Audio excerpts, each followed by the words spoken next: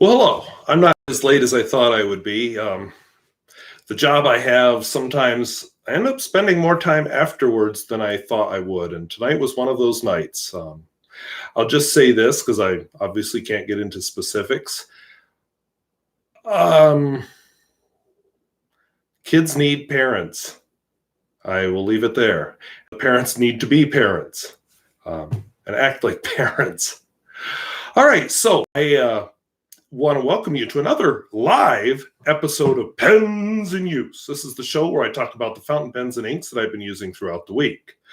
I see a comment in my live chat that says, unable to connect the chat, please try again later. So I don't know if the chat's working. I see I'm really super bright. Oh, that looks a lot more natural.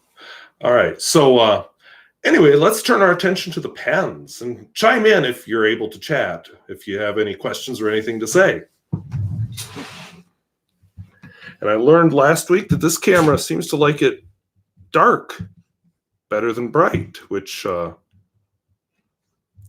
make it unique in my filming experience, because usually they want more light than anything. All right. Yes, I know they're upside down. Don't holler at me. Please don't holler at me. And enough of that for one day. There we go. All right. Now and everything is backwards from how I see it. So I had this vision of about a half hour to set this up. Instead, I had about 5 minutes. This isn't quite as organized as I wanted. But I did have my pens ready. So from left to right, I have my, Rex pen, which we'll find out how it's been writing. This was my first impression this week, my Rex Pen 80. I had an interesting comment. Person said that this was a pen that they used a lot. Let's see. Now, of course, I probably won't be able to find it. I'm just off the screen looking at the comment. Okay, here we go. Rex Pen, Toes Rex Pen, so I was right about that. Was a very popular fountain pen model back in the 70s in former Yugoslavia. It was a mid-range model, so some versions of it shipped with a generic Bach 14-karat nib. They were common as corporate gifts with company logos or names engraved. Toes also exported them to the former Eastern Bloc. Apart from the syringe filler like yours, there was also a piston filler version. They were made in a variety of colors, some with steel caps, etc. I actually think... No, I don't think... I just realized that had absolutely nothing to do with this pen. I am so sorry. My mind is all over the place right now. So, yeah, we'll just come back to that later. Sorry about that. I don't know if comments are working. I'm going to try chatting again. I think I just made the pens too dark by moving my... There we go. That looks better. Nobody's saying anything. So that comment had absolutely nothing to do with any of the pens here, so I apologize. I am out to lunch, apparently. This is my Lamy 2000, which is my daily writer pen. This is also a Lamy 2000 with a more fun ink in it. This has also a more fun nib. This is surprisingly still full of ink. This is my spinach-flavored Sailor 1911. This, I would have sworn this was empty. I thought I remembered cleaning it. Huh. I must have refilled it. That definitely looks full of ink to me. All right, so anyway, what I was about to say, this is my Platinum Procyon. I think this would be a very good daily writer. Another one that I actually think would be a good daily writer is the Parker Sonnet. This is a gold nib version. If you were watching earlier this week, I did a video where I compared the authentic and the counterfeit sonnets. This is a hopefully authentic Parker Sonnet.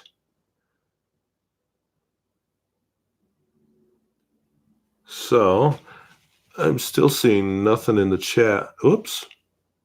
Hope I didn't just lose you all.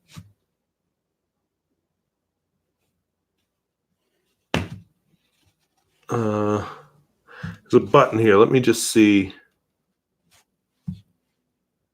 if this does anything. Oh, okay. Now all the comments are showing up and there's a whole bunch. So I have no idea what happened there. Wow, I definitely still can't see them there. So let me pop it out again. So if I do a pop-out chat, there's a whole bunch of things in the chat. If I don't do a pop-out, I see nothing. So I apologize for all of you I've been ignoring. Looks like we had a few people here. I just started in the middle of the sentence. I apologize. I thought I had started properly. Hello from Texas. So, all right, if I pop out the chat, I can see all of them. If I leave it the way I usually do, just part of the screen, I can't. So, interesting. Oh, we got New Zealand here, western part of former Czechoslovakia, Slovakia. Pink one would be a favorite for gourmet pens. Ink Guy, Wasky. Yeah, I've had a few things, like I've been losing. I think I commented on something or responded to a comment and then there's nothing. I had one guy get really upset and, like, sorry, I never saw your comment and I should. Taiwan, oh, Saturday morning there. All right, so stainless steel, Parker Sonnet. I hope that's where I was. I am so happy to see these comments. It was like I was missing something without comments on a live stream. Fake Parker Sonnet, and I don't mind calling this a fake because it is for reasons you can see watching the video. I will, a few minutes after this publishes, I'll put information in the video description. I don't have it now because I just got home. This is a Baoer 388. A few people agreed with my description as being somewhat scratchy. And one of the things I'm noticing now that I've had it out again, finish is starting to do weird things. I had noticed it before. I remember remarking on it a little bit around this trim ring, but now I'm seeing it on the feather clip, and I don't remember that the other night. But it could be from rubbing in the case. I want to do a live stream for my European audience because most of the times when I do them aren't really Europe friendly. I'm thinking about doing one tomorrow morning, and I thought a good topic might be clones of the Parker 51. And that is a clone of the Parker 51. What is it? It is I think it's a Hero 601. So I'm a little off, so I missed a bunch of you. So welcome to Brindle Andrew. Welcome to Shife N. Love Kinda Perel, welcome. Shannon Gibbons, welcome in Australia. Terry Love, welcome. Yeah, it is a good pen. I will agree that 388 is a good pen. And this is a Lamy 80. Sorry, I'm so thrown off. Midnight in Europe, yes, I agree. That's why I'm thinking about doing a morning one just for something different. Because when I've done these, I get my Asian viewers basically in the morning, and it's evening for me, and I get my American viewers, of course, they're a few hours either side of me, but my European viewers, it's always night. And finally, $1.717. Yeah, 5 o'clock somewhere. Hey, I'm out of work, so that's all good. This is one of those days when I'm happy about that. All right, so I'm going to do I started doing them in my first impressions. Gosh darn it. It probably sounds like I'm dropping a whole bunch of stuff. That's because I am. I tried neatening my shelves, and I think I packed the books in a little too tightly. So I'll be doing my writing sample in my Bomo art journal. Normally I can hide that nasty sound, but can't edit it out when you're live streaming. Oh, and I am getting close to done with this. So today is November 8th. I will write this, and then I'll give the camera something to focus on.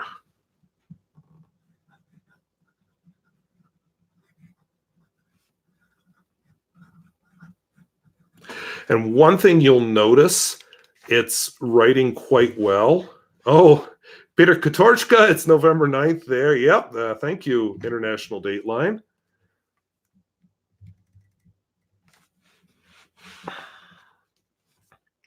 So this is the pen that I did a first impression this week, and it was kind of a fail, especially with some of the tests. I will say in its defense, it's been writing a lot better. One thing I saw is I had to hold it more upright, and the other thing, I think the feed needed to saturate. I didn't see nib problems at this distance. You know, when I did a close-up with a loop, I saw possibly a gap right here, possibly baby's bottom, but I'm not sure. Ink Guy says it's not long ago since you used up the last art journal. True. I am actually pretty good ways through this one. Sorry, reform. 4383. And I don't really have a nib size on it. And the ink in it is Lamy Turquoise, which I think is a nice shading color of turquoise. I do have, as somebody suggested, Monteverde Turquoise.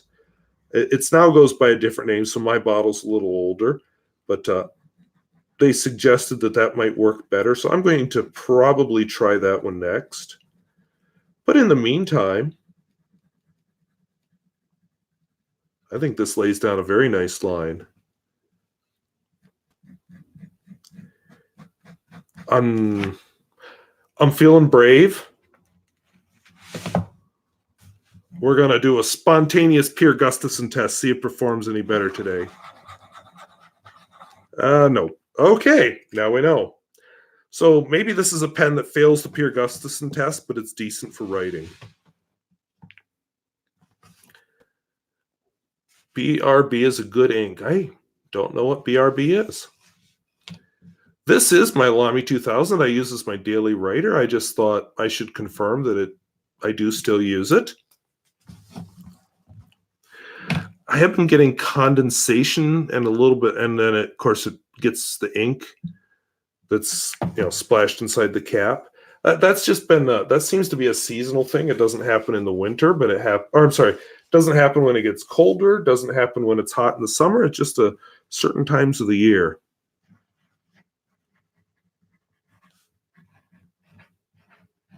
This one has a fine point nib. The ink in it is Pelikan 4001 Brilliant Black. I have said before I like the Lamy Black, but I've got a giant 1 liter bottle of Pelikan that needs to be used up, so I'm focusing on that. By the way, I did finally... I never mentioned that last week was Fountain Pen Day. It feels like there was something else going on that day that had me distracted. But yeah, it was International Fountain Pen Day. I forgot about it. So this week I finally handed out my fountain pens to students, all donated by viewers, which was really awesome. Some really like them. Some think, oh, what's the point of this? It's messy. You may have to refill it.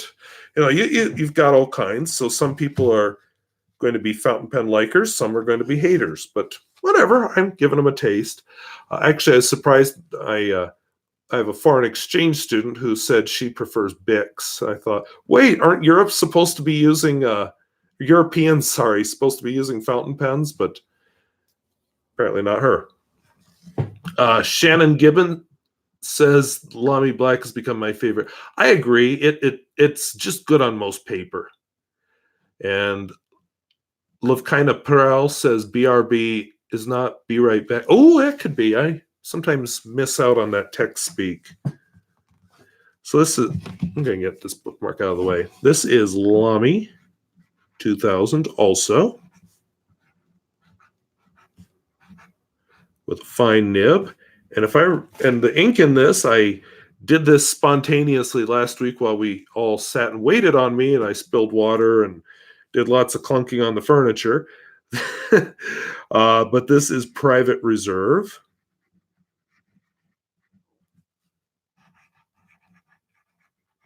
Shoreline Gold.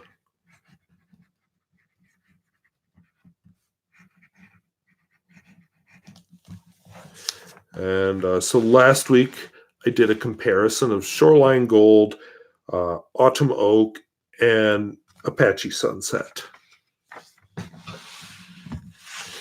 To be honest, I've not written with this pen a whole lot this week.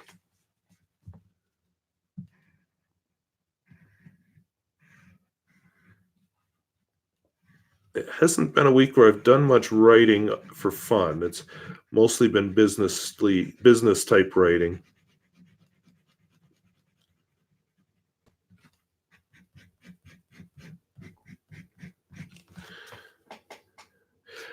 Yes, it is a broad nib. Thank you, Terry Love.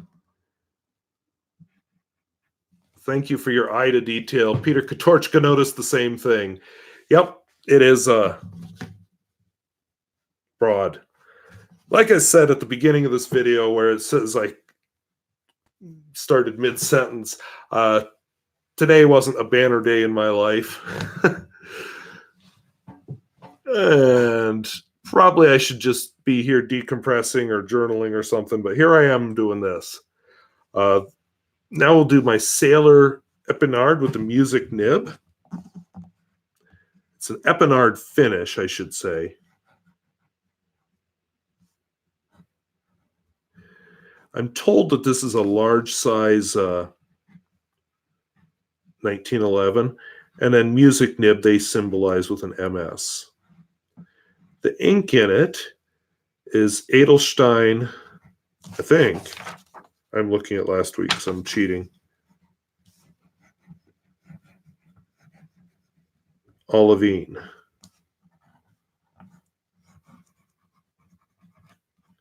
I have a Califolio that's olive also that I'm going to probably try in it next.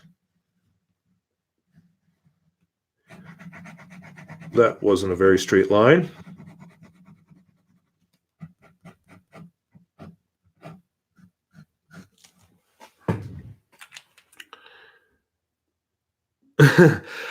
Terry Love says, I'd never make it as a teacher. Being a software engineer, management, and customers is bad enough. No way I'd want to. And this is why I don't like them popped out, because then I can't see everything. No way I want to deal with kid and parents. A lot of skipping on that Microsoft nib. Am I low on ink? It's a music nib, but I'll tell you what's wrong. I don't think I'm low on ink. I could be. I didn't actually look. Oh, I do have some Private Reserve avocado. That's a good idea. No, it's not full, but it's not empty. But anyway, I've got some Private Reserve avocado that might be fun. I'll tell you what it is. The way this nib is ground, which probably doesn't come across here the best. Music nibs are meant to be held more upright than some other types of nib. Let's see. I had an idea based on how I used to use the old microscope that you used to be able to use with this camera. Well, the old version of this camera.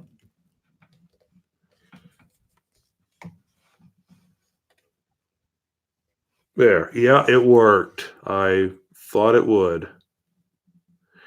Another thing I was going to check before I started filming tonight. But the way it's ground, now it's escaping. The way it's ground, it's just got to be, oh boy. I like the old one, it just slid onto the camera. Anyway, it needs to be held more upright.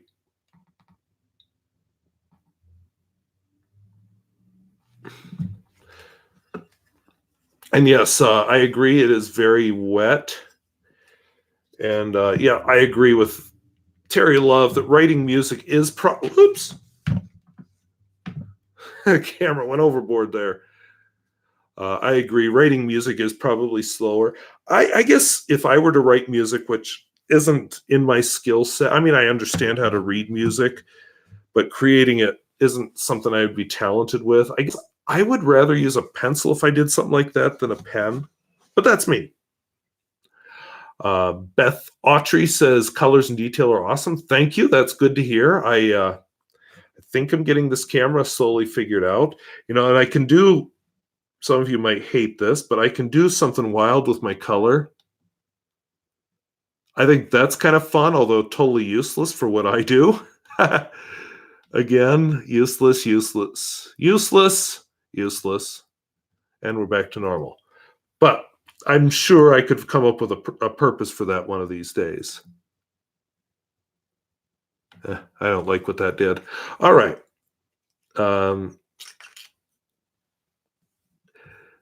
Let's see. And Peter Katorchka says his music nib sailor is a super wet one, at least with the sailor inks in it. And I have issues with paper not handling it rather than skipping and hard starts. Huh. Maybe it is my pen.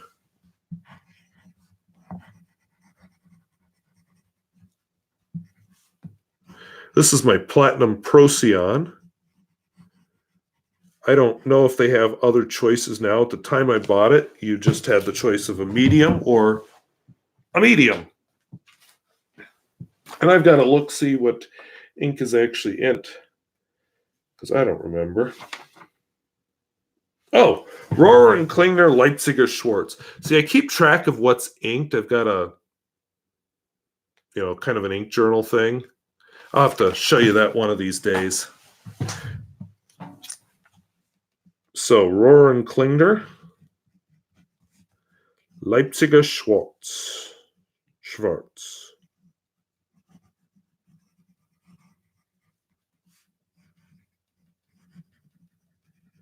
Which is sort of a bluish colored black. Some blacks have more of a yellowish cast to them or orangish cast. This has got kind of a bluish one. And I'm told it sheens, but I think I need to put in a broader nib on better paper to see that. But when I said this pen would be a good daily writer, I think that kind of writing is exactly what you'd want in a daily writer.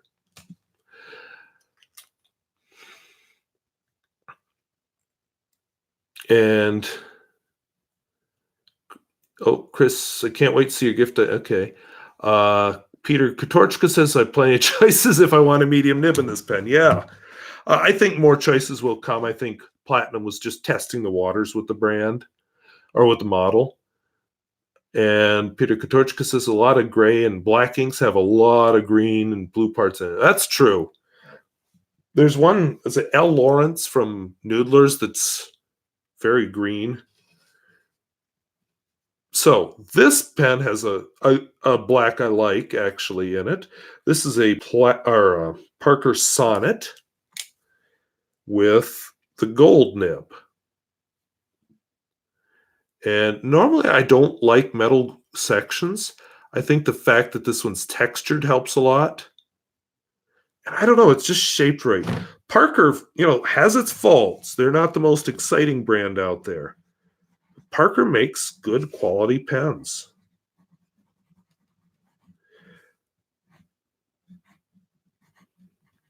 And this ink is Parker Quink permanent black.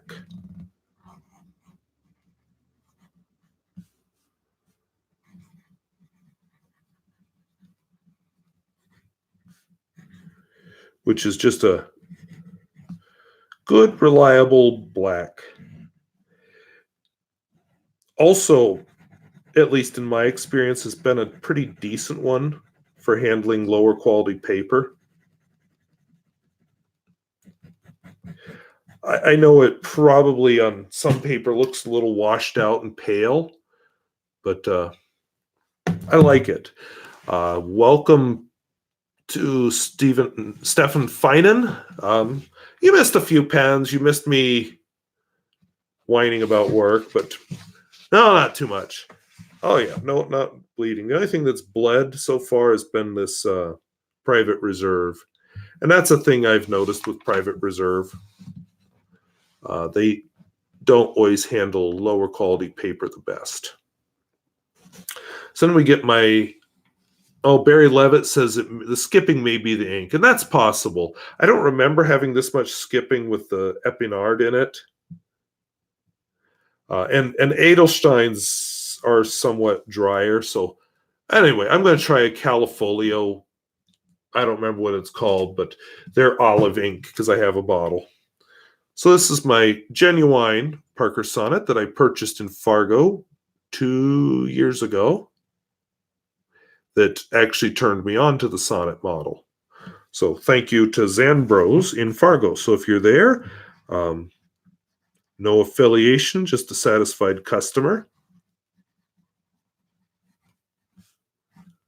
This has the medium steel nib. I was really enjoying using the oblique nib, but I had to change it. Ah, didn't even see that. Thank you. Good eye. Next week, I would have been wondering where that came from.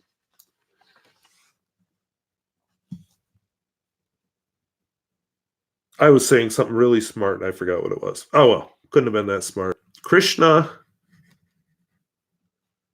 Writer's Night, which is an evocative name. I know they have a Winter's Night because I've used it. That one, that name, I know Winter Nights, but that one doesn't work as well for me because the color just doesn't match what I think of as a winter night. I picture a blizzard, jet black outside. You can't see more than a few feet because the wind is howling and it's blowing the snow and it's just piling up over your car and against the side of your house and on all the roads, and you can't go anywhere. And yeah, how do you capture that in an ink? Peter Katorchka says, you said that I liked, oh yeah. So I was saying that I really like the oblique nib in this pen, but I switched it to the medium for the purposes of the comparison that I did in that video where I was talking about the counterfeit. Terry Love, I get most skipping with Girbon inks. They seem drier than most others. I've been dipping my toe into Girbon. I haven't had too much trouble. The only one I'm not super thrilled with their sparkly inks, but I'm not super thrilled with the sparkly inks in general. They're just kind of disappointing, and they're a mess to clean up. And every time I use them on here, I get people telling me I'm going to clog or ruin my pen, so there's that. This is my counterfeit Parker Sonnet that was given to me. Just a little bit more primitive. One thing I noticed editing the video together, it was too late for me to, put it in the video, but the clip is not as nicely aligned as the other one. It's not straight. So this is a fake Parker Sonnet.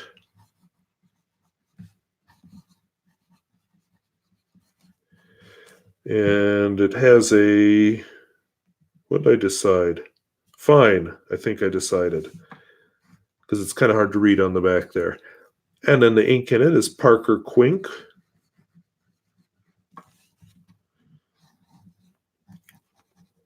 Washable blue, which is actually kind of an underrated blue. Other than it can fade, or at least certain batches have faded.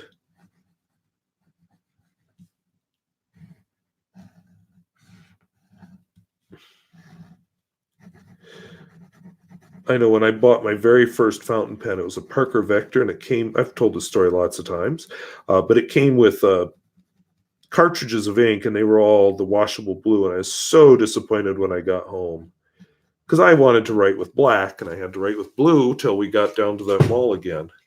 Is it fake Parker Quink? No, this is the genuine article.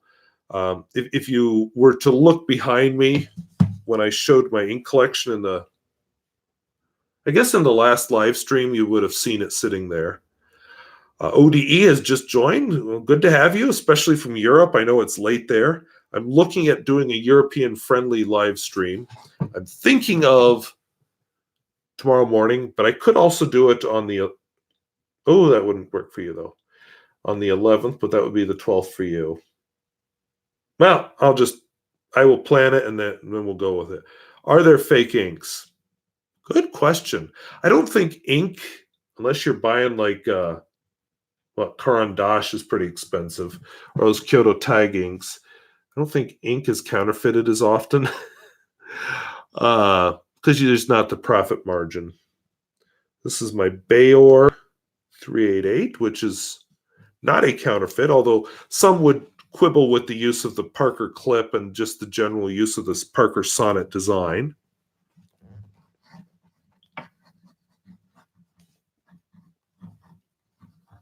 Does this have a nib size? If it does, I can't read it. No, it just says Baoer. All right, so we'll just go with that. And the ink in this one is the Parker Quink.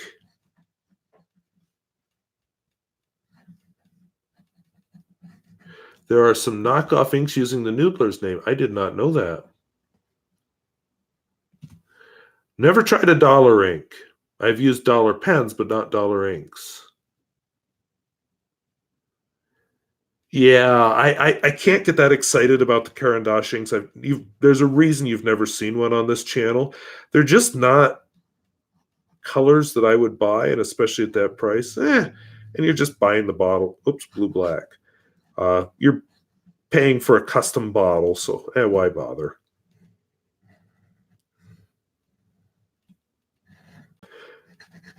There is actually quite a lot of interesting ink out there. Like Quizzy has been interesting. Califolio, I like their focus on vintage-friendly inks, and they have a nice range of colors. Actually, right here, these Parker inks, not super interesting, but good stuff. Luke M., how do they get away with copying Parker like that? This, I think, is different enough. They put their own spin on it. You know, the clip, you're thinking, well, what if we put a blue oval and write forward in Spencerian script? That's the part I'm uncomfortable with. But other than that, I think they can get away with it. Just like, Mont Blanc 149, basically. This is the one I don't like, and it's illegal in China. But I suppose it's like any criminal enterprise. They get away with it till somebody does something about it.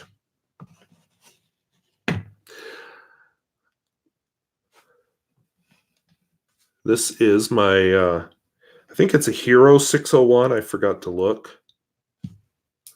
I remember what ink's in this. I like this. And yeah, I know they are using the Parker clip. They're using the Parker 51 design. But I think what they've done here, they've got a superior filling mechanism. I guess I shouldn't say far, but it's definitely superior. I'm impressed by that. The ink that's in this is Pelikan 4001 Royal Blue.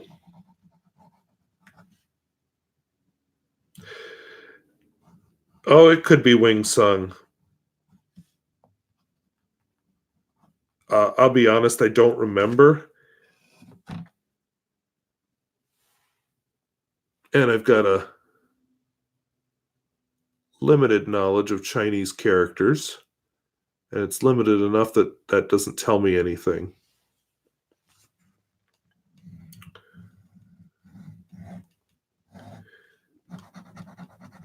So before I do my video about these, I will probably have to go in onto eBay or wherever I got this pen and find out what the heck I bought. Because I don't remember. And then Terry Love points out that, yeah, you're right. The same pen, because I have some Jinhaos that are the same as this. Apparently, I have some knockoff Jinhaos that are using the Jinhao name. So, yeah, just to make it easy, right? Stephen Finance says, Califolio inks are nice, but I only found one shop in Germany which offers them. The other hand, they're relatively inexpensive. Well, you're one up on me because I don't have a shop where I can buy ink. I could probably sometimes at Staples in Bismarck, but Staples closed. I was in the Office Depot. I think it's Office Depot.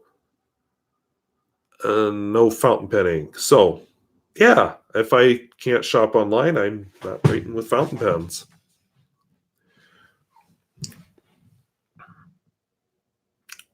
If that ink is from China, should not that Emperor blue? Well, the pen is from China. The ink is German.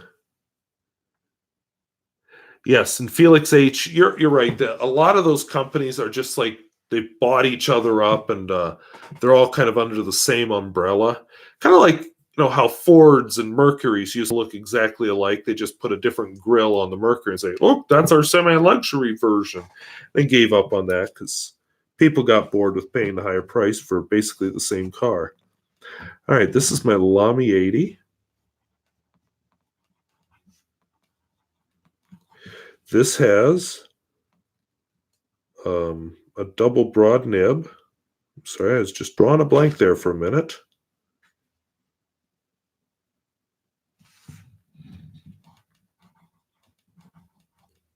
The ink in it is Noodler's.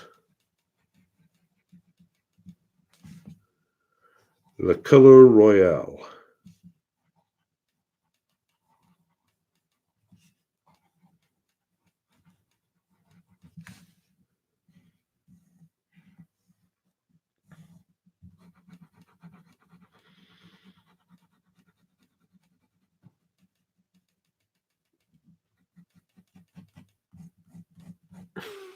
Which is a very wet and nice pen. And you're right. If you write small, like I can't imagine my father writing with this pen. If you write small, it's all going to run together. I've put broad nibs into my rotation originally because it made me concentrate on my handwriting, made me make my loops bigger, and just kind of generally improved my writing. But I've also found that it has made my regular writing larger. And finally, a dollar pen. I think we were talking about dollar pens or dollar something a little bit ago. This is a Pakistani pen, if I remember correctly.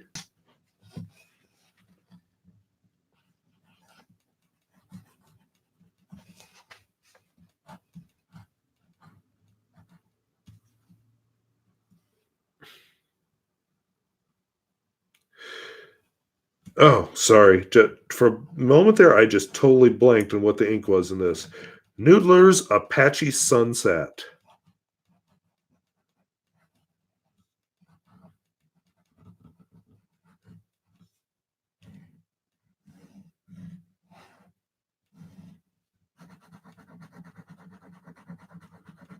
Which is a nice shading ink.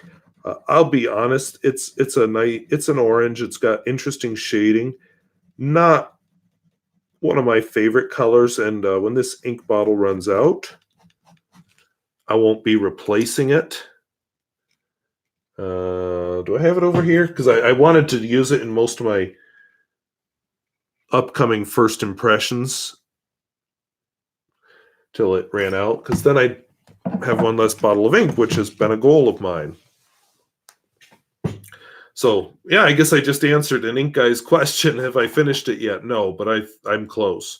I'm going to batch film a bunch of first impressions this weekend. I have Veterans Day, or for those of you who are in Europe, Remembrance Day off from work. So I'm hoping to get time to do a lot of that. So that's my whole gamut of, little higher, ink pens and inks for the week, such as it is. Let's see, let me turn this around, which is always gross. So turn that way, and this way. And I'm upside down.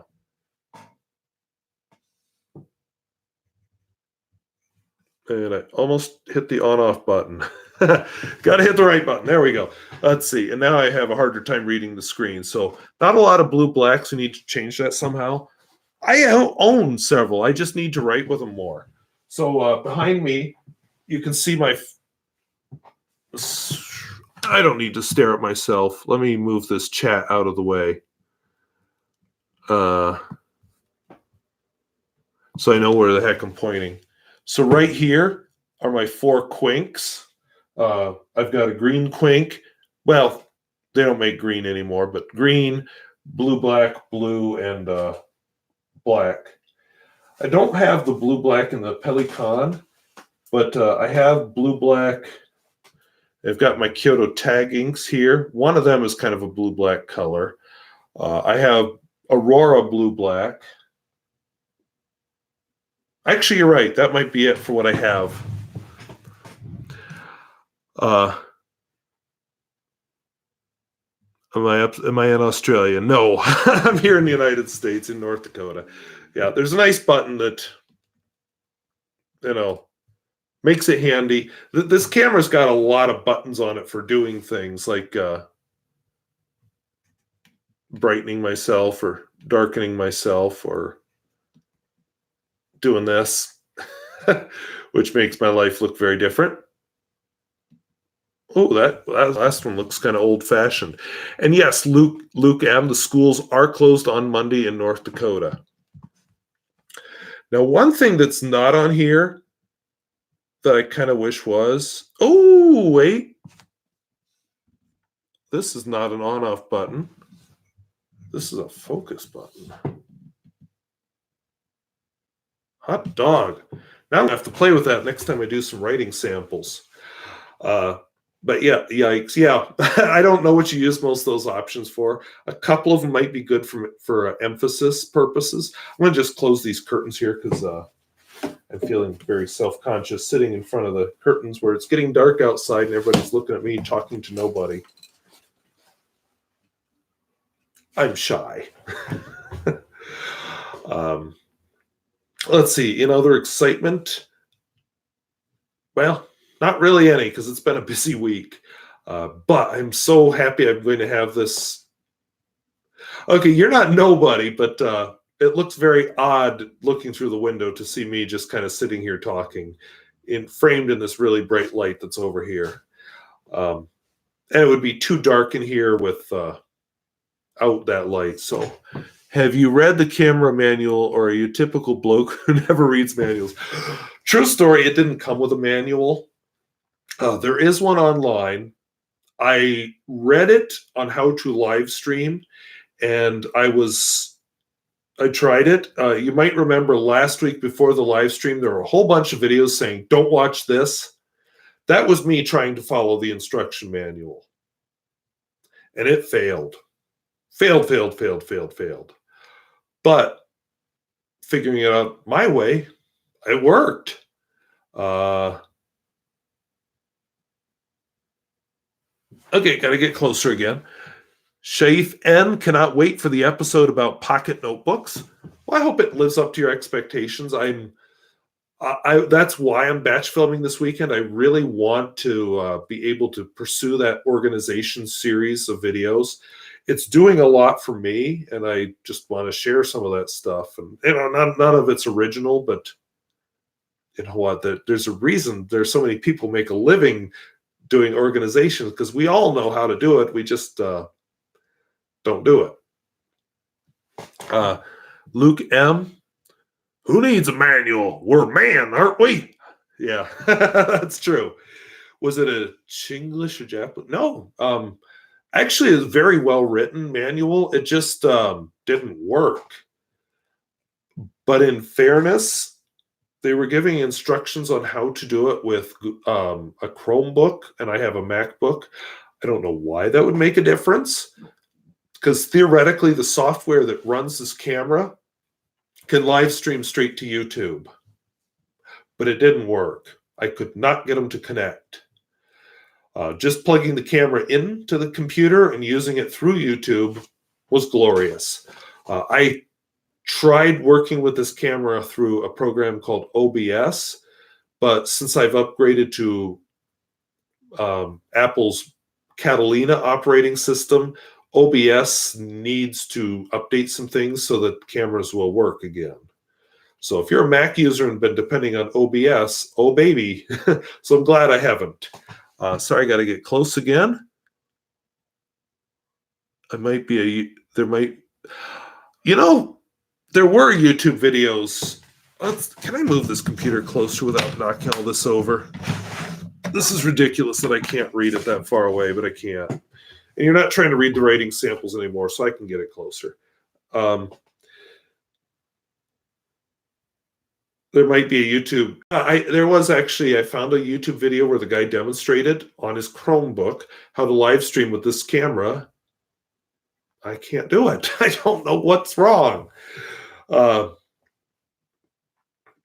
Okay, Chafin. Okay, I hope I can live up to it. Terry Love, my manual nightmare was Japanese product, but the importer was in Spain. Oh, yeah, going from Japanese to Spanish to English, especially if they don't speak one or any of them well, can be really interesting. There used to be a whole, I don't know, it's a website or something where they'd talk about, they'd show English signs in China. And some things just don't translate well. We'll just say it that way. And Ink Guy, Catalina jacked up a bunch of my programs. Same here. I got to figure out if there's a newer version of Inkscape because I can't use that anymore. I didn't really ever use the Kindle app, but that doesn't work anymore. And when did I delete? Oh, I had a TI Inspire emulator that I ended up just deleting because it wouldn't even run enough for me to update it. I just gave up. Didn't use it on this computer anyway. So if I want to use it again, I'll install it on my computer at school. I only installed it on this one so I could use it while I was taking a class, which is outdated, which happens with a lot of technology classes. Something for me to think about now that I'm starting to teach some computer science. Inkscape not working? Yeah, it's got that symbol on the icon for it doesn't work in Catalina, so I may have an older version. I just need to upgrade it. So another thing to put on my list to do this weekend. Some British English does not translate well to American English. Yes. Yeah, actually, I was thinking I had it's held for review, so nobody's reading that but me. Show. Yeah, actually, I had a Australian student a few years ago. He came here, I don't know, in junior high. I don't know if he's in 7th or 8th grade. But anyway, he was working on his math homework, and he suddenly says, "Hey, does anybody have a rubber?" And he did not understand why the whole group of teenagers started laughing. And somebody had to explain it to him, let's say. So yeah, certain phrases just don't translate well. Rubbers in Australian are going to be erasers. Here in the US, they are prophylactic. Is that the word I want? I'm trying to keep it clean. So my Dream Pen and my Goat Pen. Dream Pen,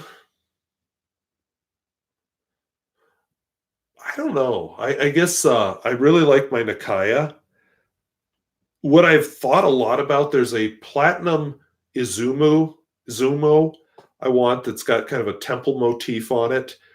I've really wanted that. It just looks beautiful. I decided not to purchase it this year. I really haven't purchased any of my dream pens this year. Goat pen, I'm guessing that means greatest of all time. I have to think about that. You know, I like my Nakaya a lot. Haven't used it in a while, so I should ink that up again.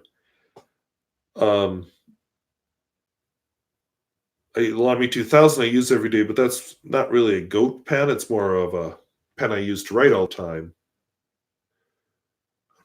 I don't know. I've used a few vintage ones I think might fall there, maybe with those generic Bach nibs.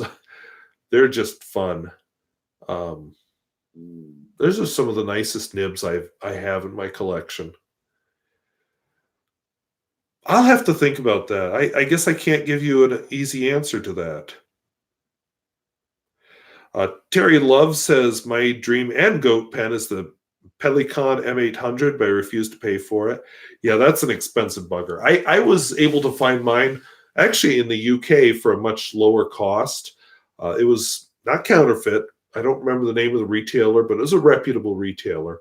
And they sold it not in the big display boxes, just in a regular cardboard sleeve. But which my understanding is they're often shipped in the cardboard sleeves en masse and then put in the fancy packaging in the store. So maybe that's where I got savings. I don't know. Maquier Sailor would be one of mine. Yeah, those are beautiful. I love Maquier. That Platinum Izumo I'm talking about is Maquier, and it's beautiful. It's supposed to be modeled after some kind of a temple roof. Terry Love, I wouldn't mind a vintage Conway Stewart. Never used one of them. I've heard good things about them. Goat, greatest of all time, is what I'm interpreting it as anyway. Joanne W. running late tonight. That's okay. These are recorded, and I was definitely running late. Like I said, I was going to be home with half an hour to set up and plan and get the pen list into the video description, get the lighting all set up, and nope, I'm here about 5 minutes before it's time to start because of stuff at school. Celluloid ones are amazing. Yeah. Actually, celluloid finishes, some of them are quite interesting. And I bought, it must be in the kitchen still, bought a package of celluloid ping pong balls. I want to, partly for my chemistry class, partly for me, I want to experiment with what super glue does to them. Beth, thank you to have you. Yeah, we've all got things to do. I'm probably going to have to go here soon. We are, what time is it?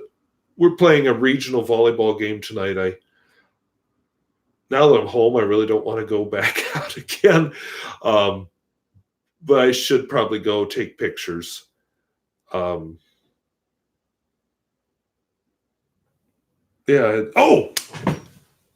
I was going to talk about this when I was further away. So I keep my, for the moment, I just keep track every time I ink up a pen.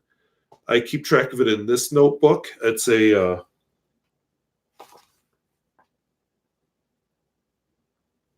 something in Japanese type of notebook, which I don't read Japanese. But what I do is I just do a quick, the name of the pen and the nib size, name of the ink, a couple swirly doodles and swatch, and then the date. And it's kind of a way to keep track of what pens I have inked up.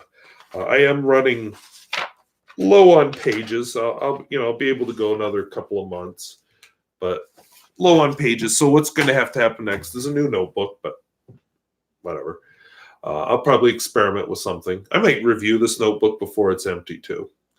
Vintage Burnham pens are also interesting, but I don't know that brand.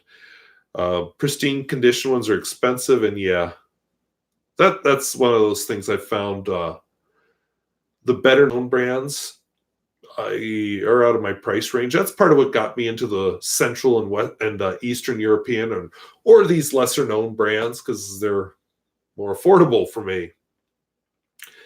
Terry Love, I recognize the look of that book, but the name escapes me. Yeah, it is really good paper. Old rolls of fax paper. Yeah, we still have a fax machine in the school, but good luck faxing on it. Now, if we need to fax, they've got the copier in the office set up so it'll fax, which makes more sense to me. But, in the 21st century, who faxes? Who needs faxes? Can't we just email and print if necessary? Okay, yeah, I will have to. There are a lot of brands I don't know. And especially now that I've focused more on a certain end of Europe. You can write on fax paper with a toothpick. Oh, is this that thermal paper? I've never... I wrote on the back of on the front of a receipt once, because I was traveling, and it was one of those. It was that thermal paper. I wrote on it with Bay State blue, and it's almost like it activated the paper. It got quite a weird halo around everything I wrote. Not right away. I noticed it when I turned the receipt into the office. Says something about Bay State blue, I guess. But yeah, if it's thermal paper, friction would probably work. I see the sunset. I left those windows curtains open, hoping we'd get a nice sunset night. We're getting a sunset. It's just kind of a plain yellow one. And I won't be able to get sunsets through that window too much longer because the way the sun moves, the sunsets just get to be less visible as winter arrives and the sun gets lower in the sky and daytime gets shorter. Peter Katorchka. Oh, I already read that one. And slippery paper, thermal paper's coated. Yeah, that's why if it's coated right, I suppose you could write on it. I haven't actually used fax paper. The fax machine that is in our office uses just regular copy paper. At least I think it is. Come to think of it, I've never received a fax from it. I've only sent them. So I guess I don't know. But anyway, I don't fax too much anymore. I'd rather email or do it online or something, because why paper? Just paper has its place, but for things you're sending elsewhere, like an order form or whatever, just email. I know I'm saying that on a fountain pen channel, but there's a lot less paper in my life, and I like that. Some Noodler's inks react with the cellulose in the paper. That's why they are bulletproof, anti-fraud. Yes, Bay State Blue is not one of their bulletproof inks, but it is kind of a unique beast all by itself. Peter Katorchka, new faxes are just printers with foam module. Older ones use that thermal paper. Okay, maybe our old fax uses thermal paper. Like I said, it fails every time I try to use it, so I quit. I'm happy. Have I tried Midori paper? Yes. Where is it? My Midori notebook is over there somewhere. Well, I may have actually left it at work. I was writing a lot of stuff in it. But yeah, I have a Midori Traveler's Notebook that I use quite heavily. It's kind of my planner and my everything journal. And yeah, it has Midori paper in it. And I like it. I'm pleased with it. You can write on both sides of it. I haven't bought the regular just plain Midori notebooks. And I think the Midori Traveler's Notebook has changed names now anyway. It's, what do they call it? Just Traveler's Notebooks? I don't remember. Old thermos paper recycle. Yeah, if you've got the paper, why not use it? Who was I can't remember the guy's name. There's a YouTuber who does a lot of videos on typewriters. He's based in New Mexico, and he set one up and had a it's now called Travelers. And you have your Hobonichi 2020 journal. Okay. But anyway, he set up his one of his typewriters. He set up some kind of paper on it that was on a roll, so it feeds down around the platinum up again, and it's got another roll it's rolling onto, and he's got this continuous, basically, scroll of paper. And with the amount of paper he has set up, it's going to go for a long time. Honestly, my house, I don't have room to set up something like that. I don't know if my desk would actually be sturdy enough to hold up a typewriter. I see a repair I'm going to need to make soon to it. Darn it, and it's new. But there's a corner of it that's starting to fall apart. But anyway, so I thought that was kind of cool. Joe Van Cleve, thank you. And I thought that is an interesting idea, but I wouldn't have room to set it up, and I don't know that that's something I would use.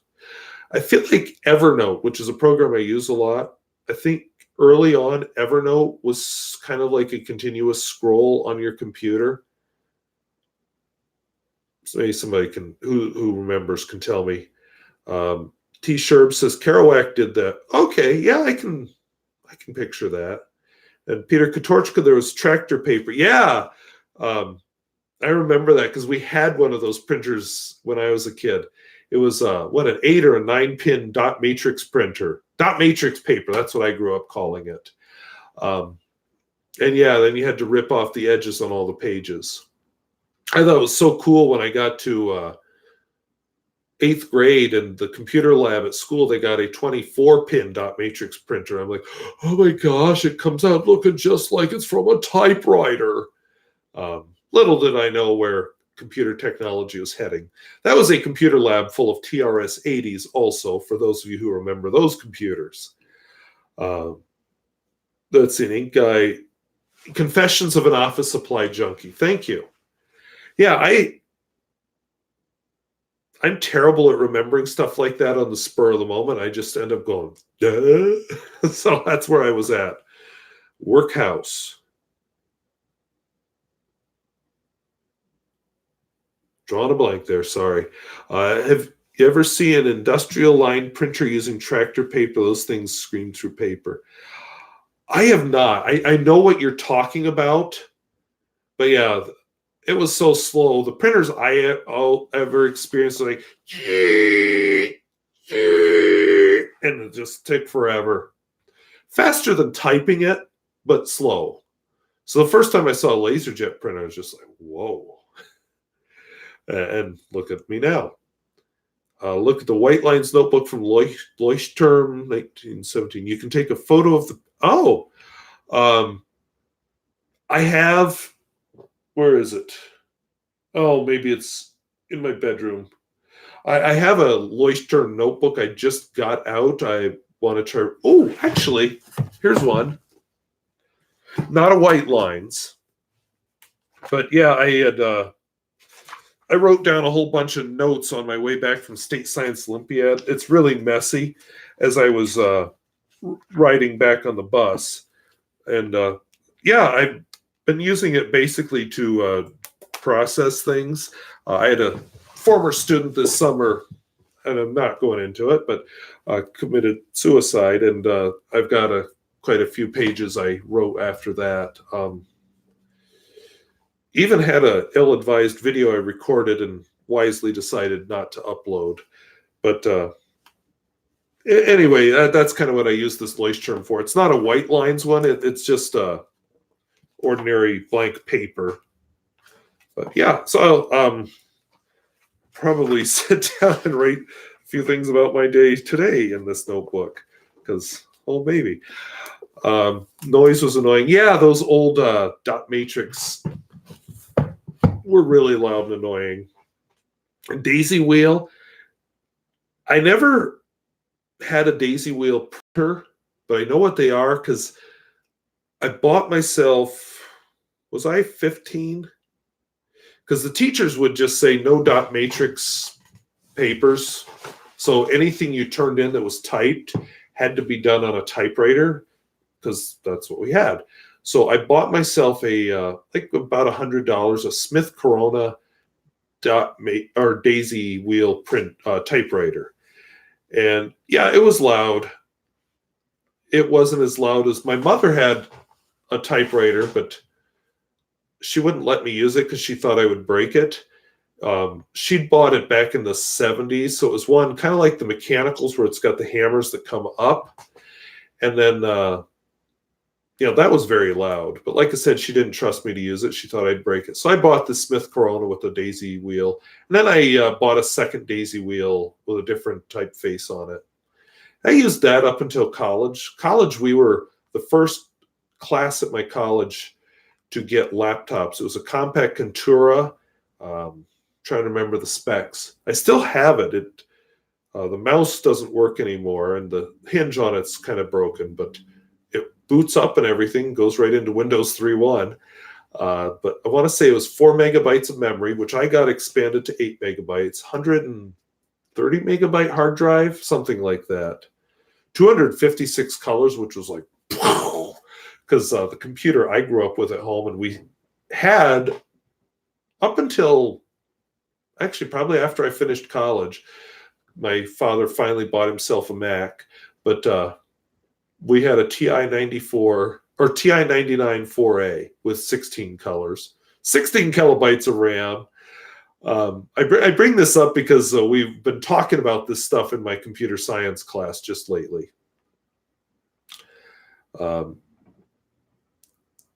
Okay, Peter Katorchka likes that brand of notebooks. 256 colors, yeah. Looking at what this laptop can do compared to that thing, I mean, wow, night and day. We did some photo stuff with it because we had to do some pictures for with a digital camera, and I look at the picture now and go, yeah. But back then, I was just, wow, it looks so real, and now it doesn't.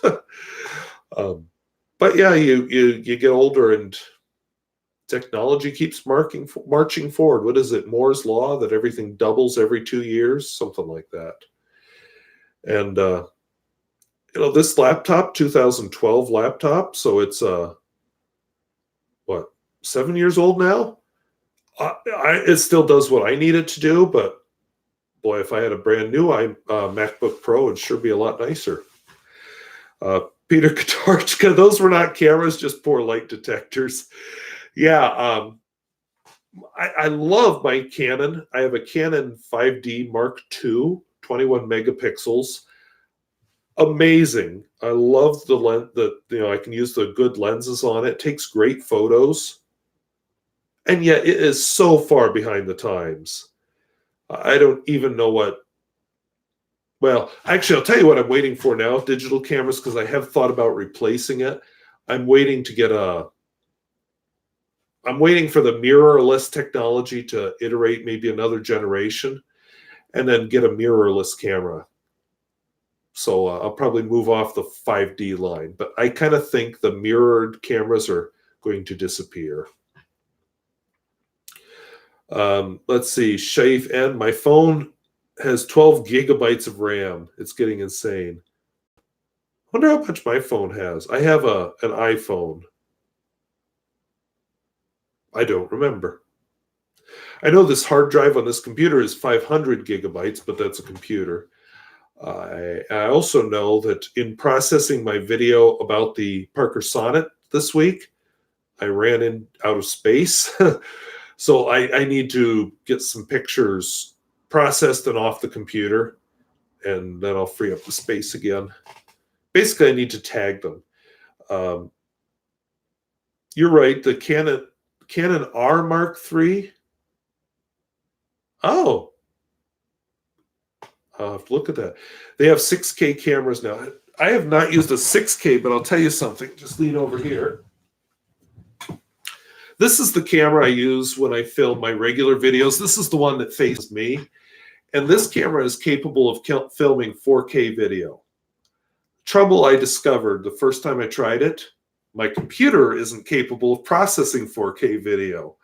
So that's another reason why I'll need to upgrade my computer eventually. This is a Panasonic Lumix. It actually has a Leica lens, a very nice camera, point and shoot camera. I found the autofocus is a little, but I can manually focus pretty well. Let's see. It is not yet out, but the R line is the mirrorless one. Okay. Yeah, I'll wait because I'm still fairly happy with this Canon 5D Mark II. It's a little noisy taking pictures, at a concert or something or at a play. But and a little slow for sports. I can't always get the exact moment in the arc because it doesn't do quite enough frames per second for sports photography. But the quality of the pictures is still quite good. But yeah, it will be replaced down the road. Terry Love, get rid of Mac OS, move to Linux. Okay, true story. We're going back a few years. Well, when I first moved here, I started a Linux lab in my classroom. This is back before all the kids had their own computers. So I bought an Acer. I don't remember the computer name anymore. It was, some model with a bunch of numbers. But anyway, I bought an Acer desktop machine and put 2 network cards in it. So one connected to the school network. The other one fed a LTSP thin client lab. So I had all around my room a ring of, I think at the most I had 14 computers running off of it. And I would just take the old junkers that everybody was done with, and I would make them my computers. And I was to the point I was starting to replace old desktop machines with old laptop machines. And so really I was giving them an extended life, and it was awesome. You know, again, this is before the days of every student had their own laptop. And yeah, I was able to do a lot with that. You know, my larger classes, no, I didn't have enough computers for every student, but it was fabulous. Trying to remember, it was Ubuntu, I think. Yeah, Ubuntu. Terry Love says Linux has moved on a lot in the last 5 years, but I think people should use what they want, what meets their needs. Yeah, I agree. I will tell you what originally got me into the Mac platform was their photography software. I really loved Aperture. I like the operating system. The OS is real nice. I think Macs are kind of expensive, but now I can't use Aperture anymore because they no longer have it. They discontinued it. I'm supposed to use Apple Photos. Well, I do like, I've switched now to Adobe Lightroom. I know there's photo editing software like that on Linux. I can't remember what it's called. I used to manage some photos on the Linux device. And then, of course, the way it was set up is any serious editing you did in the program called GIMP, which is here on my Apple right at this moment, open source. Oh, there's a Linux Fedora user. Yeah, when I first started experimenting with Linux, it was Fedora. I switched to Ubuntu mainly because they had the best LTSP service, which was the thin clients, which is what those computers were. Basically like the old days when you had one mainframe computer and then a bunch of terminals around it. I like that a lot. Great idea and a great way to recycle old equipment, but now, you know, the school has got every kid a laptop, so what's the point? Watching on a ThinkPad T410 with Debian 10.1. I've never used Debian. Well, is Debian the one that Ubuntu is based on? Because Ubuntu is based on one that doesn't edit as often. Terry Love, I dumped all Microsoft back in 2003, 100% Linux since then.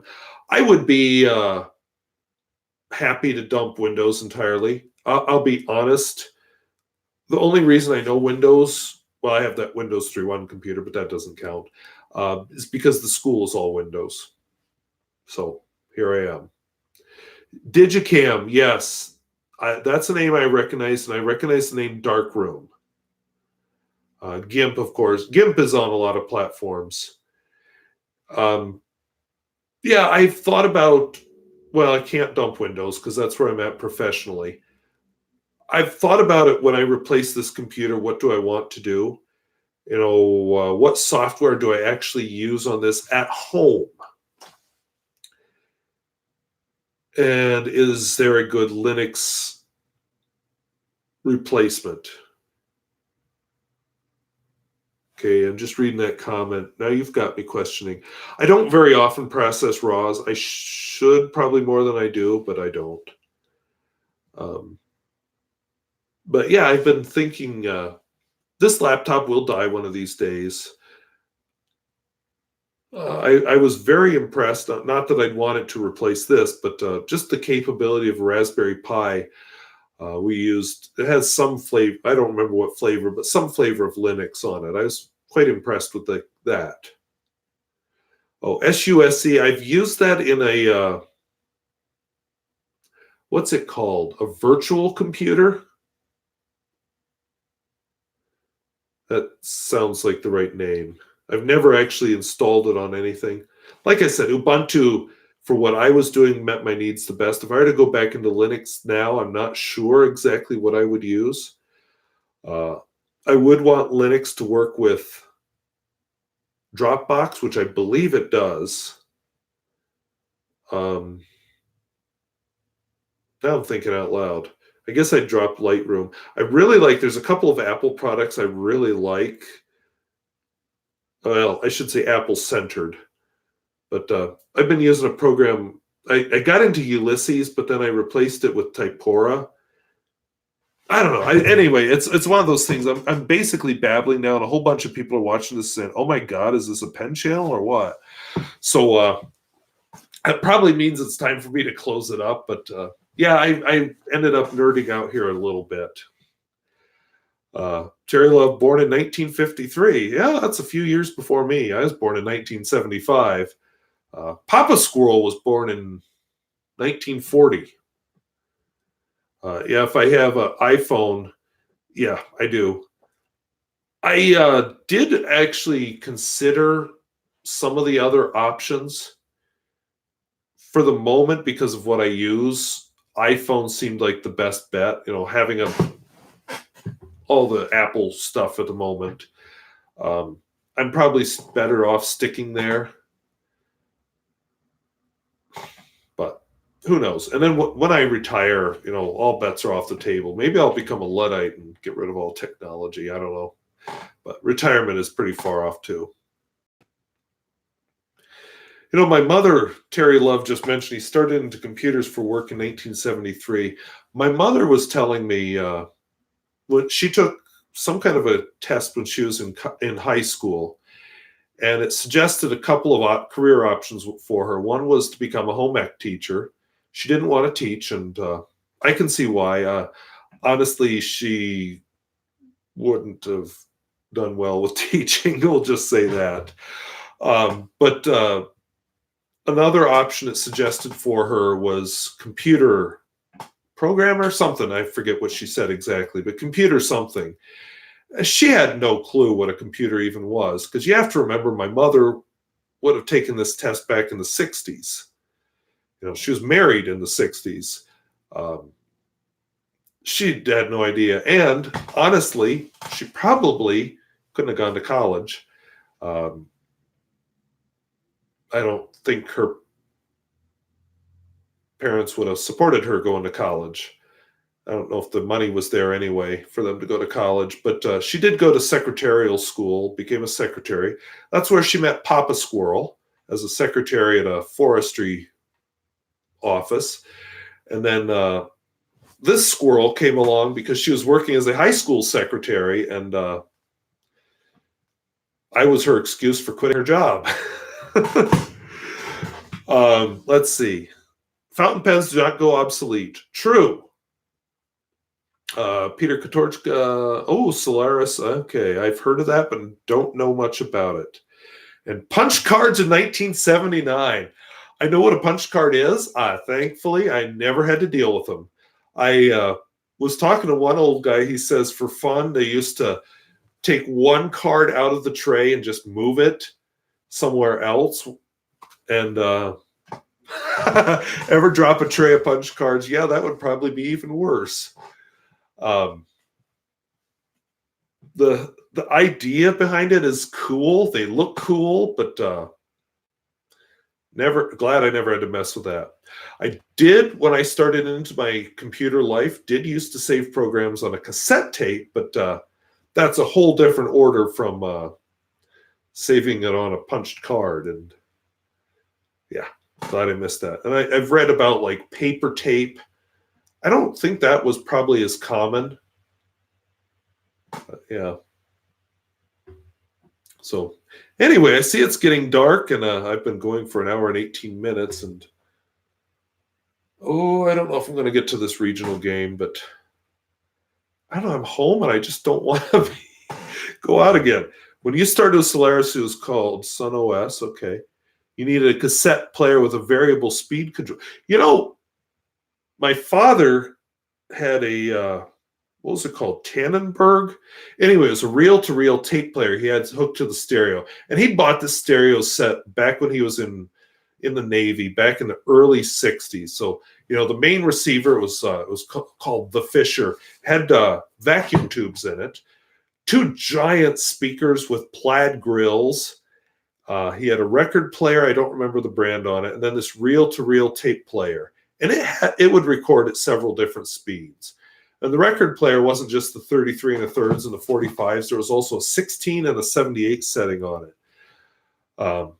It was kind of cool learning how to use it. And I learned how to hook my Walkman into his stereo. So I enjoyed that when he wasn't home. But yeah, it was. Now I don't even own a radio, so I listen to my music like through my laptop speaker. What's wrong with me? I used to always want a stereo so bad, and I don't even have one. But I'll tell you the truth. I think why I don't have one. Part of the reason I liked music so much back then is, remember I'm a teenager. It's a way to isolate myself, even though I'm sharing a house with other people. And now I've got the house to myself, so I don't need noise to isolate myself. I've got road noise coming from the highway right now, and if somebody goes by in a really loud truck, you've heard that in these videos before, I'll hear that. But yeah, I'll often have it silent in the house. And I used to have a clock hanging up there that would tick, but I don't even have that anymore. You're having snow and it's minus 5 degrees Celsius. Yeah, that's cold. We're actually warm here today. That most of the snow melted off. It's going to get bitterly cold next week, but I'm going to enjoy it while it lasts. And Peter Katorchka, radios are cool, but I liked DXing on AM and shortwave, but now it's not possible.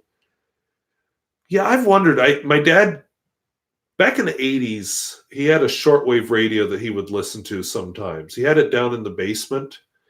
Now they have it upstairs, and they don't use that old hi-fi set at all, that old stereo. I've got the feeling it doesn't work. They just listen on that old shortwave radio.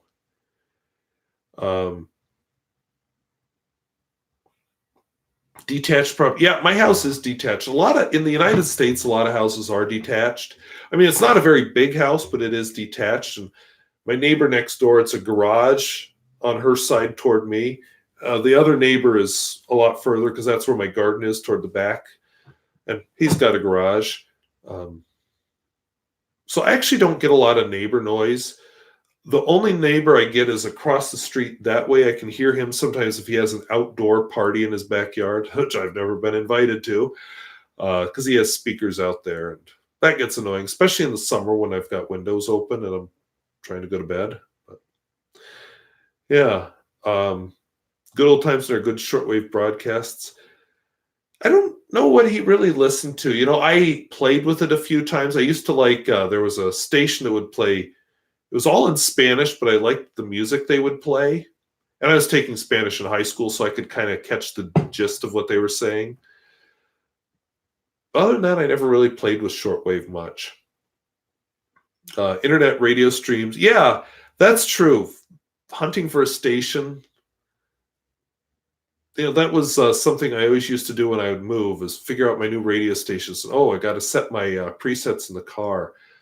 I remember a car, wasn't my old one. It was before that. It must have been the car we had when I was growing up, because it was actually mechanical dial, and you'd pull out the button and would like do something mechanically inside. Then you'd push it all the way in to set it to the station. Then you could just press that button. It would move the dial right to that station, which was kind of cool.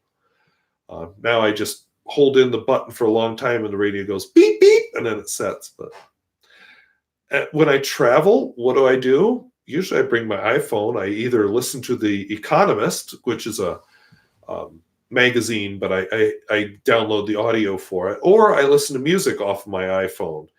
Run through a cassette deck, because my car is 20 years old, so it's got that kind of radio. So it's got cassette and CD in it.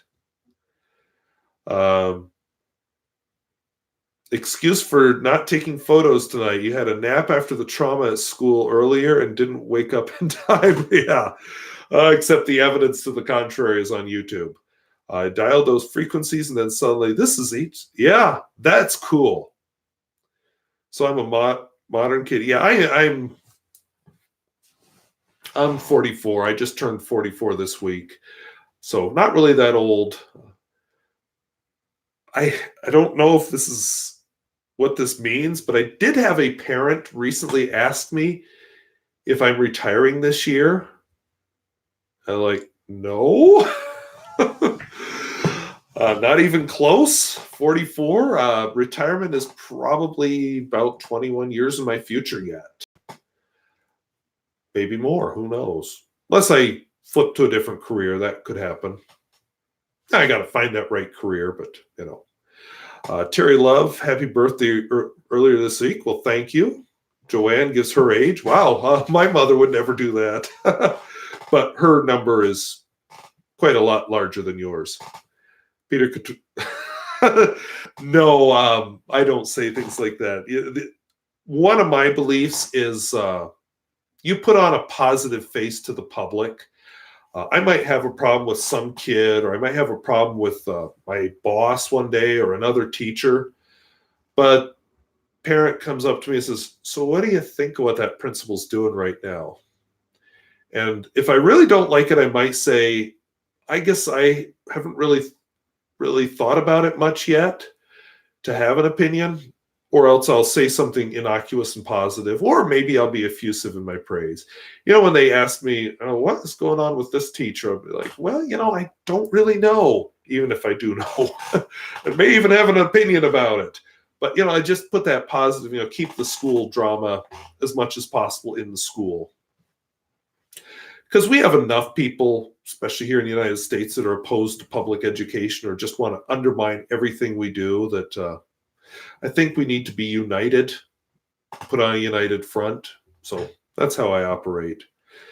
And I realize you just meant that as a joke, and I just went off on a totally serious tangent. So I apologize for that. But, you know, I'm not ready to retire. I could see myself leaving teaching, especially today, but I couldn't be retired yet. I need something. You know, my fantasy would be to find work that's more on my own schedule rather than somebody else's schedule.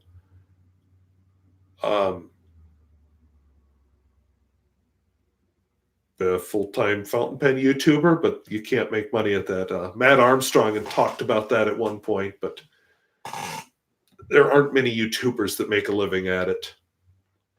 And a lot of the parts about making a living at YouTubing, I don't want to do. Well, you've all noticed I don't have a relationship with any company, because that's just not how I want to operate. So that limits me, but I'm sure retirement's great. My next door neighbor is a retired teacher. She says retirement's great. And then she said, but I'm at the school all the time anyway, because I keep going back to substitute and supervise student teachers. And I can see that maybe changing the teaching job in the future. And that's something I think I've mentioned before on one of my driving videos. A little more of a career ladder in it would be nice. And Peter Katorchka, YouTube can be gone in 10 years. Yeah, I agree. I know we're in this era of high technology, and people say teaching will be obsolete, but it won't be. It's changing, but it's not going to be obsolete. YouTube easily could be.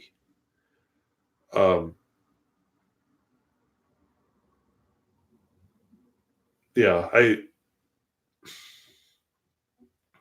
can't imagine doing this full time anyway. I enjoy it, but right now it's a hobby, and that's why I enjoy it. You know, I'm much more relaxed in a much better mood now than I was when I first came home and was starting this video. You can probably see the difference if you set the two side by side. Cynthia Miller, I'm a teacher too. I'm past the age when I could retire. I think it will be at least another couple of years though. Yeah, and truthfully, I don't know what Texas's rules are. Here, I'm covered under the rule of 90. When I started, it was rule of 85, which is years of service plus age. So originally, I could have retired in my really early, I want to say it was 53 or something. Now I'm under the rule of 90, which is years of service plus years of age. So it's more like 57 or 58. But I think even then, that's too young unless I have something else lined up to do. Even if it's part-time work, but I can't just retire. Peter Katorchka getting 100,000 subs. Yeah. Oh, yeah. I'm a little closer than that, but not much. I mean, 3,000 and some isn't a lot of subscribers. And yeah, Terry Love, teaching won't change until you can plug a cable into the back of kids' heads and download knowledge. Yeah, and that's just knowledge. That's not using it. I was reading, this fall I read Dan Simmons' The Hyperion Cantos, and one of the things they talked about there was education by somehow implanting RNA into the brain, which he was very vague about how it worked. But the thing was, it was all knowledge. It wasn't experience. And actually, I have my STEM class. They're finishing it now, but we did a whole bunch of circuitry stuff. But their final culminating project is to build and wire a small house made out of cardboard boxes. And we're using LEDs. So they have to solder. They have to, they had to have a series circuit in it and a parallel network and a couple other things. And a certain number of switches. And the practical, actually putting it into practice, not on a breadboard, but actually the messiness of real wiring, has been a good experience for them. Yeah, it's 1:32 is way too late to be up. I would struggle. For me, it's 5:33, so I'm fine, but I am getting hungry though, so I'm probably going to close off and go eat supper. I've got spaghetti squash I cooked last night, and I'm going to have leftovers tonight, so it'll be a vegan supper, but whatever. I try to do 6 vegetarian meals a week anyway, so this is one of them. Joanne says, the more hobbies you hit, yes. That's one thing I think has kept my parents healthy in their old age, because I've got the number 80 is going to appear in one of their ages. I won't say which one. And yeah, I know people who retire and they're dead. And I don't mean figuratively. I mean literally dead, like a year later. And I think part of that is just there's nothing anymore. Or you meet these retired people. Well, okay, I know an older woman. I've thought about working this into a driving video when I get some time to do those again. And was talking to her on the phone, talking about how busy I was. And she says, oh, I would give anything to be busy again. And I get it. She's in a nursing home. She doesn't want to be. This is still good, but the rest of it isn't. And it frustrates her. And yeah, I can totally see it. Took early retirement at 55 to look after my mother. Her health was failing. Yeah, if you're, I can see where I might end up doing that if I had to take care of one or both my parents. Not my dream, but I can see where it would be necessary. Downloading knowledge into kids won't work. Look at the movie The Matrix. One rule, don't fight the agents. That is what Mouse did. Knowledge is great. You just need to know how to use it. She should get online, keep the brain active. Her kids bought her a brand new cell phone. She is struggling with that thing. She had an old flip phone that she was good at. She is struggling so much to use this.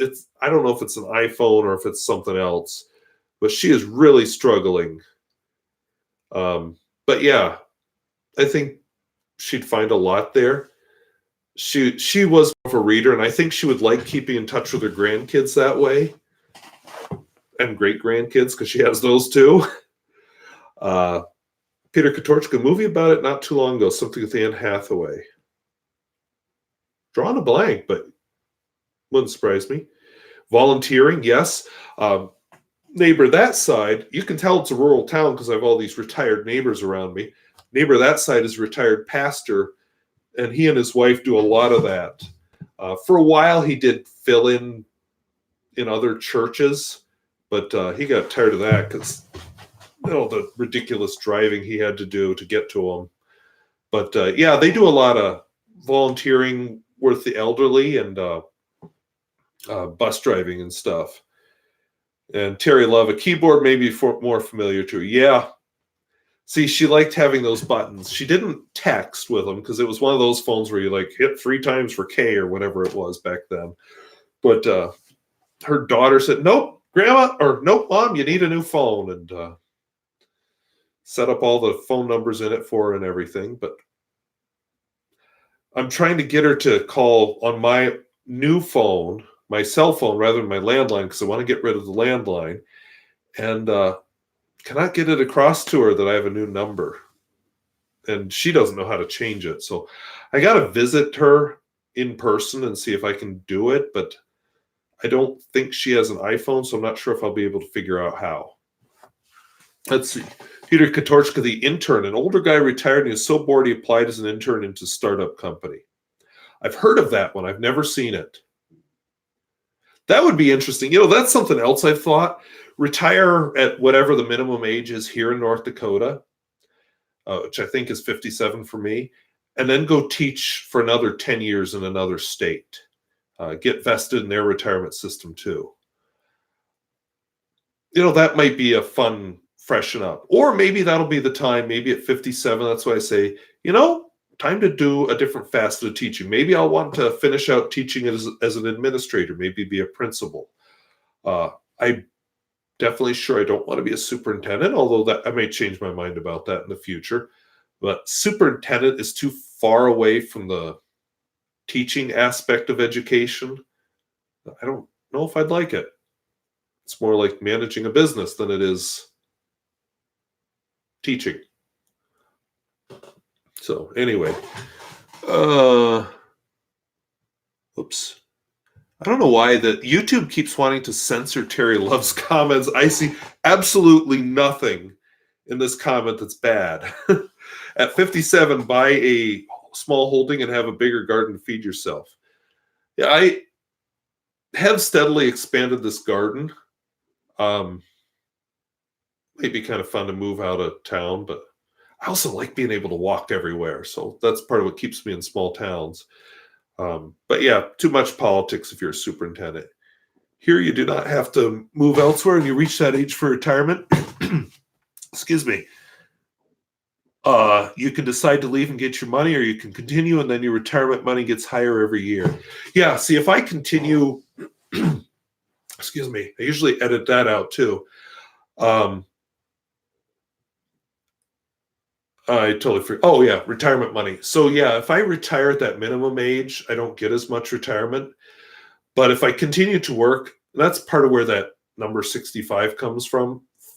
My benefits don't increase after 65, but until then they do. And if I continue working even past 65, because who knows how I'll feel then, I'm deferring the retirement even more and, putting off that time when my other investments stop growing. Because, I've got other retirement investments that I've created myself. They're starting to actually accumulate substantial cash. Not enough to retire on yet, but thank you, compound interest. I know why your other one was blocked. You used, I forget what you said, but it was off color, and YouTube is super paranoid about off color because I'm getting videos demonetized all the time. Yeah, and then your expectation to benefit from that is shorter, so I have to work on my health, I guess. Really fool them. I weigh too much now, but not a lot too much. So it's a lot easier for me to lose it than it would be if I really let myself go. So anyway,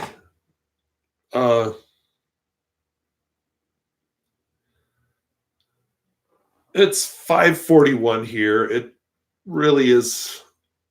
I'm running dry, and my throat apparently is running dry too. So it's probably time for me to close this up. But anyway, I want to thank everybody for watching. We actually had, I think, 25 here at a peak. I'm glad I got it started almost on time. And I'm going to batch film a bunch this weekend, hopefully get caught up. Oh, by the way, with the fountain pens I was giving away, showing, I don't know if you can see it. I got it mostly cleaned off in time. But one of the kids, I was showing them about the fountain pen. I splashed myself all over the shirt and with black Pelikan 4001 ink. So got it mostly off.